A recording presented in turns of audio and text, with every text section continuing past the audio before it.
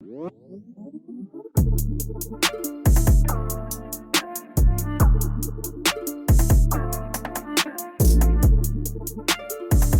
everybody, welcome back. My name is Michael Lofton. We are talking about the Ottaviani intervention.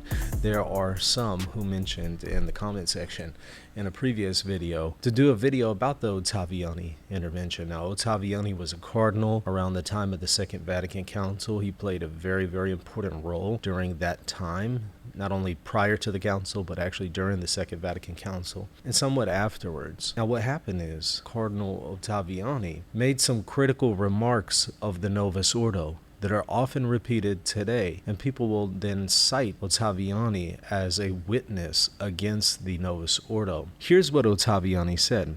The Novus Ordo Missae, considering the new elements susceptible of widely differing evaluations which appear to be implied or taken for granted, represents as a whole and in detail a striking departure from the Catholic theology of the Holy Mass as it was formulated in session 22 of the Council of Trent. So what he's arguing here is that the Novus Ordo Missae, or the new liturgy, is a departure from the theology of the Council of Trent. Now that sounds pretty concerning, right? And a lot of people will point that out. However, they won't point out what he said afterwards. This is something that's often overlooked. This is quoted by the Pope, the Council, in the Mass, James Locutus.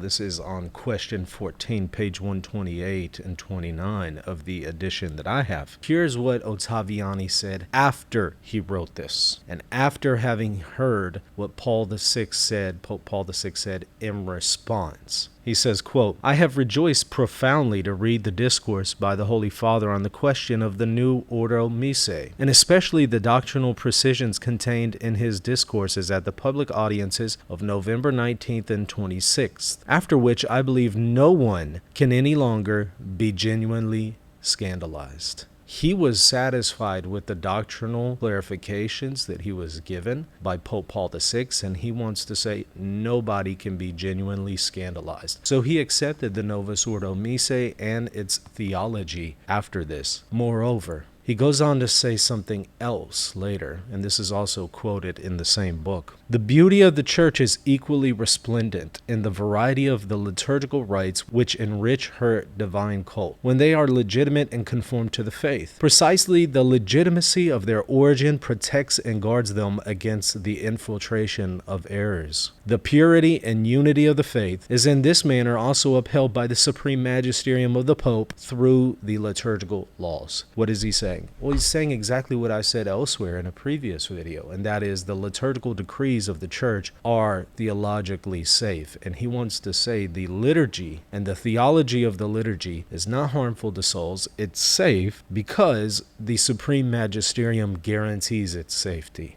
So yes, he made those critical remarks initially, but then later came back and reevaluated his position in light of what Paul VI said, and then he adopted the orthodoxy of the Novus Ordo Missae and even backed it up by saying the supreme magisterium guarantees the orthodoxy of the theology of this liturgy. So next time you hear somebody bring up the Ottaviani intervention, maybe you can bring these additional quotes to their attention, because it seems like these are often overlooked and neglected. Thanks for watching. God bless.